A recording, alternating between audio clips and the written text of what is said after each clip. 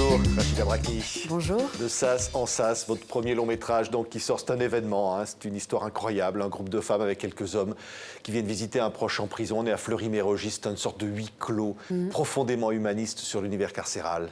Oui, j'avais envie de parler de ces femmes. Parce qu'en fait, quand on parle de la prison, on parle des prisonniers, mais on ne parle jamais de celles qui viennent de semaine en semaine, de ces mères, de ces femmes, de ces filles, de ces sœurs. Et on n'imagine pas à quel point il y a aussi des vies brisées derrière. Et je pense que même si on ne se sent pas concerné directement par la prison, on n'est pas à l'abri un jour de voir son enfant, son frère, son père peut-être basculer et se dire qu'est-ce qu'on fait dans ces cas-là? On continue à maintenir ce lien avec celui qui est derrière le barreau et on voit à quel point c'est difficile pour ces femmes. Elles vont aller de sas en sas avant de retrouver leurs proches. Oui. C'est votre nouveau film, Rachida Brakni. Regardez. Ceinture. Si t'arrives, t'ennuies ou pas, toi? Ça te plaît? Quelle pute! Je vous assure, madame, vous n'êtes pas sur la liste. Ah non, non, non, je sais ce que je dis. J'ai rendez-vous pour le parloir de 14h15. Laissez-moi passer. C'est l'enfer. S'il vous plaît, on se dépêche un peu. Le chocolat, mais Billy Mout à chocolat. Elle, ça lui ferait pas de mal d'oublier la prison. C'est son fils.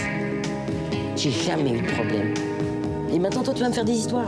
C'est comme ça, madame Gilles. C'est comme ça, c'est un règlement, je suis fonctionnaire, je fonctionne. Qu'est-ce qui t'arrive là? Mais putain, tu vas pas passer ta vie à raser les murs, non? On pourrait pas faire un arrangement?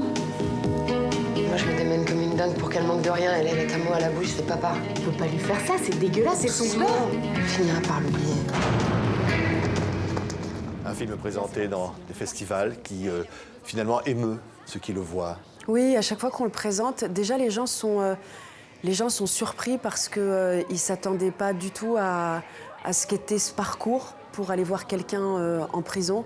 Ils n'imaginaient pas à quel point il y avait ce temps de latence, le linge, la prise de rendez-vous. Et puis c'est aussi émouvant quand parfois on fait des rencontres avec des associations, que ce soit la Ligue des droits de l'homme ou des anciens détenus qui disent « mais j'imaginais pas que ma femme avait fait tout ça pour moi ». Oui. Ça prend des heures avant d'enfin se retrouver dans le parloir. Oui, à Fleury, je ne sais pas si ça a changé depuis, mais c'était vraiment le cas. Entre le moment où on est devant la porte de la prison et le moment où on a le droit à son parloir, à ces 20 minutes de parloir, il s'écoule entre 1h30 et 2 heures de temps. C'est interminable et du coup, on se retrouve soi-même dans cette prison et on vit aussi l'enfermement, même si on sait que ça dure 2 heures. C'est pénible, c'est long, c'est éprouvant. Et on a l'impression que ces visiteuses sont détenues également. Oui, tout à fait. Tout à fait. Et puis du coup, de ce point de vue-là, ce qui m'intéressait aussi, c'est de montrer à quel point, en 2 heures, comment les choses peuvent empirer et comment l'enfermement peut rejaillir sur ce groupe de femmes. Et du coup, on imagine forcément ce que ça doit être sur des hommes qui sont enfermés tous les jours, pendant des mois, voire des années. Oui. Alors, il y a des comédiennes professionnelles et puis il y a des comédiennes qui ne sont pas du tout professionnelles, qui jouent. Non, et qui sont incroyables. En fait, Fabienne Babs, Zita Enro, Myriam Serba sont des actrices professionnelles. Et sinon, voilà la petite fille, Laurette Sixtine, c'est une petite fille qui n'avait jamais tourné.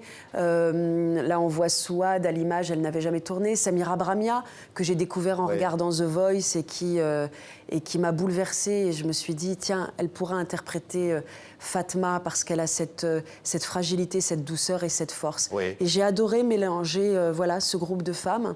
Et elles ont toutes une personnalité et une humanité qui fait qu'on peut se reconnaître aussi dans chacune d'entre elles. Oui, on va voir des images encore de la bande-annonce. Vous n'avez pas pu tourner à Fleury-Mérogis? Non, c'est pas possible. C'est pas possible, c'est en surpopulation.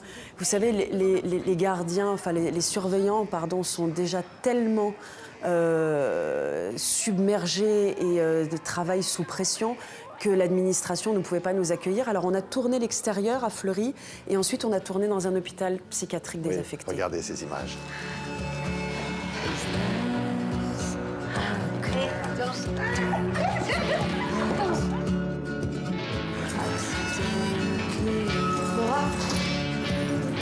Moment d'émotion, il y a des moments, évidemment, on peut le dire, on pète les plombs. Même les gardiens pètent les plombs.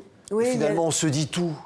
On se dit tout bien sûr, vous savez, c'est un microcosme. Hein, et puis alors, du coup, toutes les émotions sont exacerbées, toutes les tensions sont exacerbées. Il y a un jeune gardien qui est plein, au début du film, enfin voilà, qui est plein de bonne volonté et qui a envie de bien faire son travail, sauf qu'il est dépassé parce qu'il n'est pas prêt à affronter toute cette violence, toute cette dureté qui est aussi la prison. Oui. Rachida Brakni, vous êtes vous-même, je n'allais pas dire aller en prison, mais vous avez été rencontrer des proches en prison. Oui. Vous avez cette expérience, il faut avoir cette expérience de la prison. Je ne sais pas s'il faut l'avoir, mais en tout cas, je pense que pour quelqu'un qui n'est jamais allé visiter un proche en prison, ne soupçonne absolument pas ce que ça représente.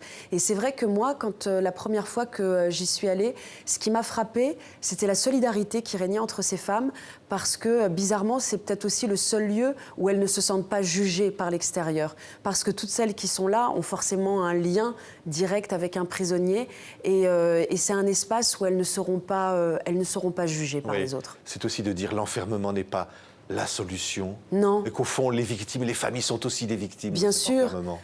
Moi, j'ai toujours considéré, et en discutant avec la Ligue des droits de l'homme ou en discutant avec différentes associations, on se rend compte à quel point la prison n'est pas la seule alternative. Il y en a plein d'autres qu'il faudrait expérimenter, comme c'est le cas dans d'autres pays européens ou au Canada. Et que malgré tout, je ne comprends pas pourquoi en France, on continue à construire de plus en plus de places, à vouloir construire des prisons. C'est ce que disent d'ailleurs la plupart des candidats. Bien sûr, évidemment, évidemment, parce qu'ils veulent jouer sur la peur, alors qu'on sait que les prisonniers dangereux représentent un infime pourcentage de la population carcérale. Il y a des gens qui ont plus leur place dans un hôpital psychiatrique. La plupart, d'ailleurs, on le dit souvent. Bien pas leur sûr, place bien en sûr. prison. Et malheureusement, en prison, ils ne bénéficient pas des soins dont ils auraient besoin. Par ailleurs, il y a aussi d'autres solutions.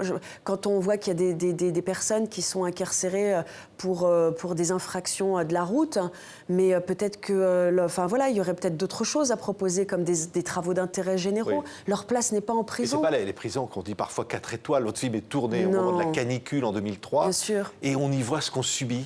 Bien sûr, c'est un fantasme, ça aussi, c'est pour...